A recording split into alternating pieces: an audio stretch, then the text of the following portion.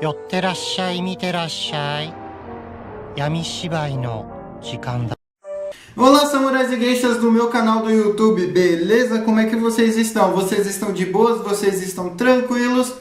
Então tá tudo bem. Primeiramente, recado rápido, recado básico. Segue lá no Insta, eu faço votação, ou eu aviso qual vai ser eu faço votação e entre Filipinas e Malásia, Filipinas ganhou. Segundo recado, curte a página do canal no Face, eu faço postagens diárias, curiosidades rápidas, coisas que não dá pra ficar postando aqui no canal toda hora. E por último, mais ou menos importante, eu vou deixar tanto no card quanto na descrição outros vídeos relacionados às Filipinas no tempo do colonialismo espanhol, beleza? E quem já puder dar aquele apoio logo no início, eu agradeço.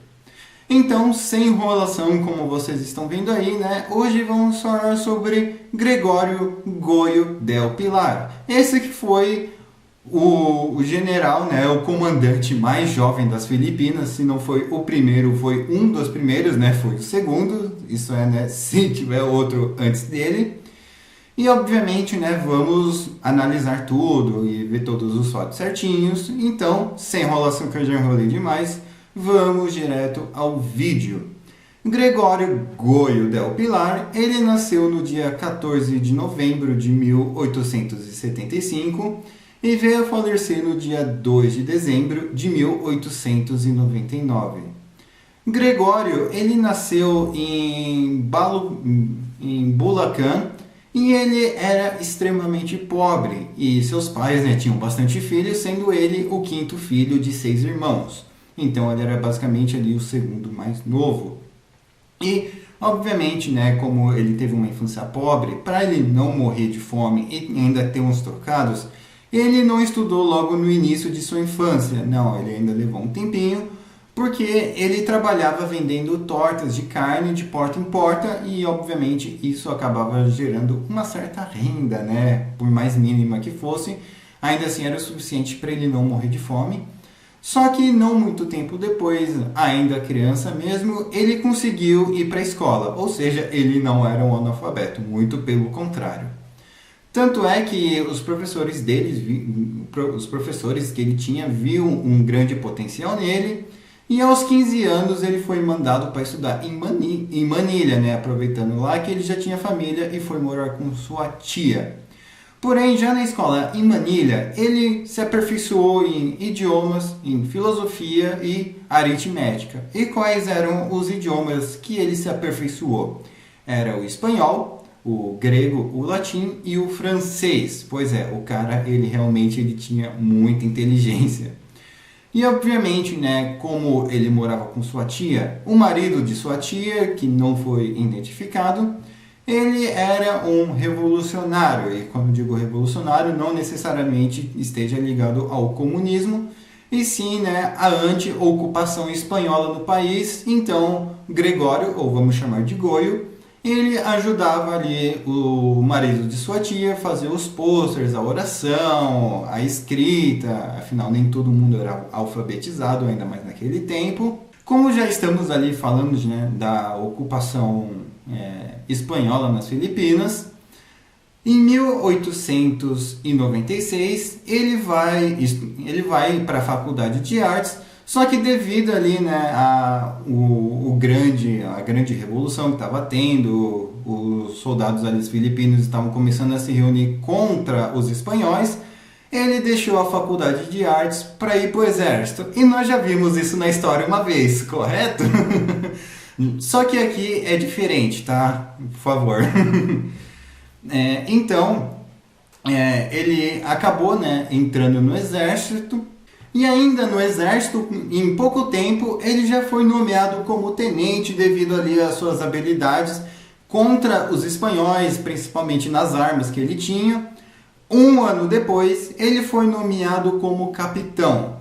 E uma coisa em que ele era bom era em fazer emboscadas ali contra o exército espanhol, conseguindo fazer prisioneiros de guerra, ter dinheiro, pegar o dinheiro dele, e não só isso, mas também como pegar as armas, ou seja, quanto mais armas você tiver e menos inimigos, né, sejam eles presos ou empacotados, melhor. E obviamente, né, isso contava muito ali pro Goyo. E mas o que ele fazia com o dinheiro? Bem, o dinheiro ele usava para uma coisa boa, sim. Por incrível que pareça, ele não era egoísta, tá? Ele pegava o dinheiro e comprava cobertor para os seus soldados e o resto ali que ficava sobrando, ele comprava de cobertor para dar para as pessoas ali que morassem na rua e, né, obviamente não tinham com que se cobrir. Então, ele foi muito bem visto por isso, por essas boas ações. E já em 3 de setembro de 1897, o Goyo, bem, aqui tem algumas versões, eu vou contar todas essas versões, mas o final é o mesmo, tá? O final é canônico, mas as versões são diferentes. Vamos lá, primeira versão.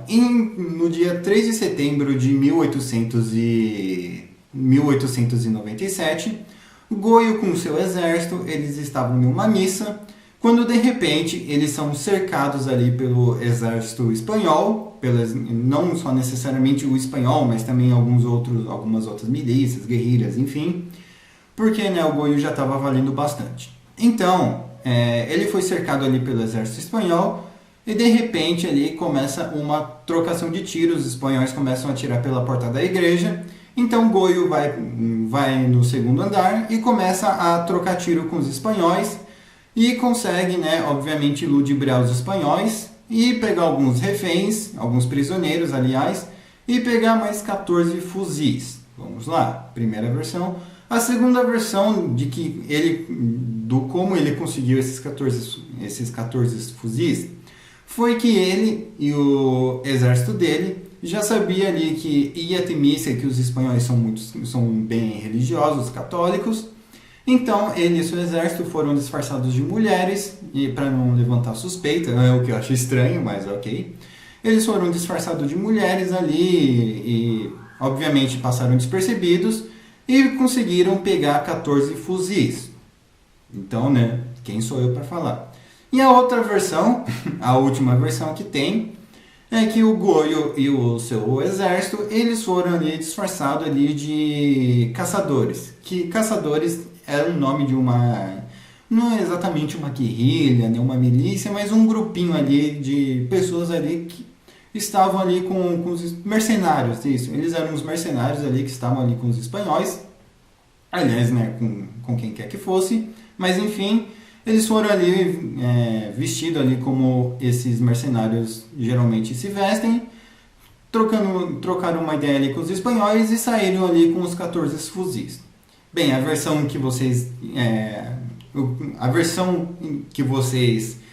pensarem, bem, não sei se está certo ou não, tem essas 3 versões, mas o final dessas 3 é o mesmo.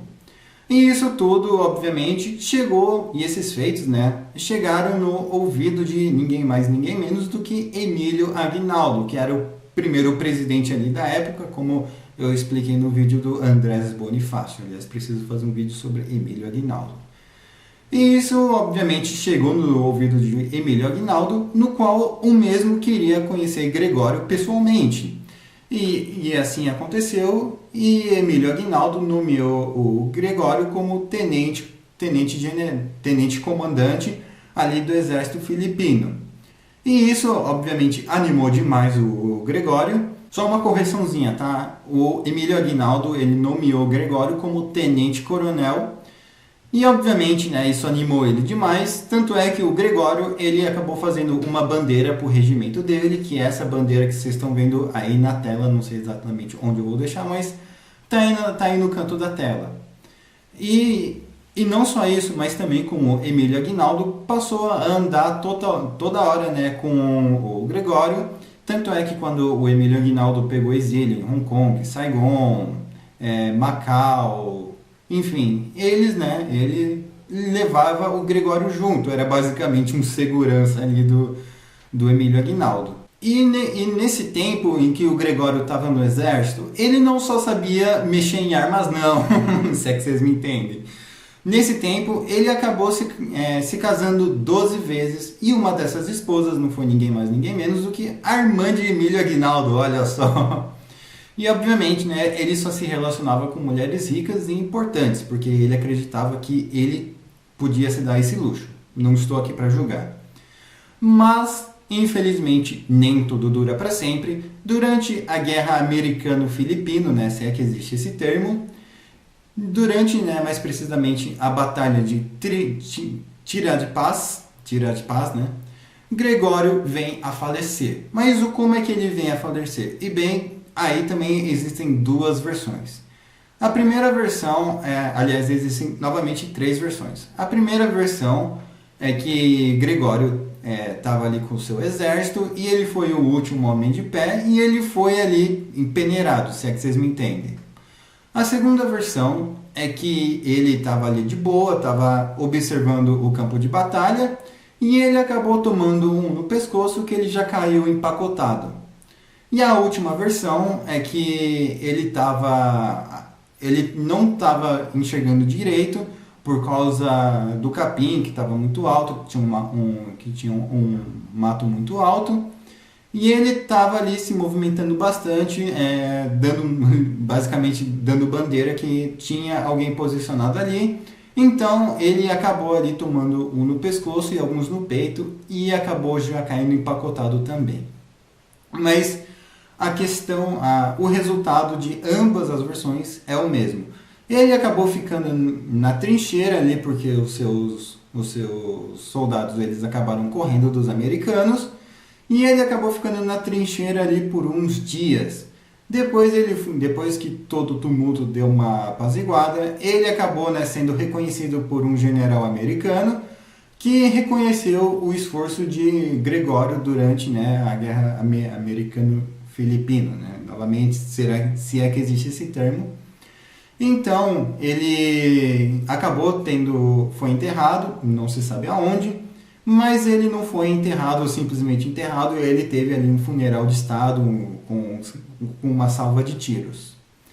E já em 1930, ele acabou sendo exumado de onde estava e ele só foi reconhecido ali pela arcada dentária.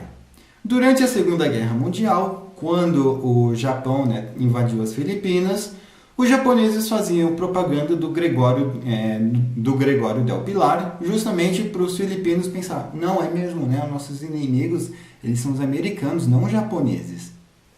E não só isso, mas também como atualmente existe uma estátua dele em Bulacan, não sei o local exatamente onde é, mas existe lá em Bulacan.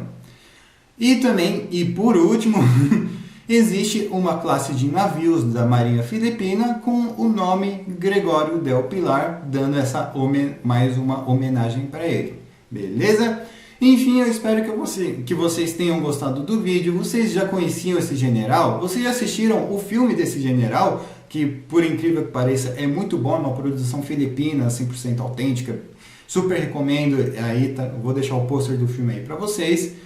Mas enfim, eu espero que vocês tenham gostado desse vídeo. Não se esquece de curtir, compartilhar, se inscrever, ver os vídeos do card de descrição, dar aquele apoio e passar para o seu amigo.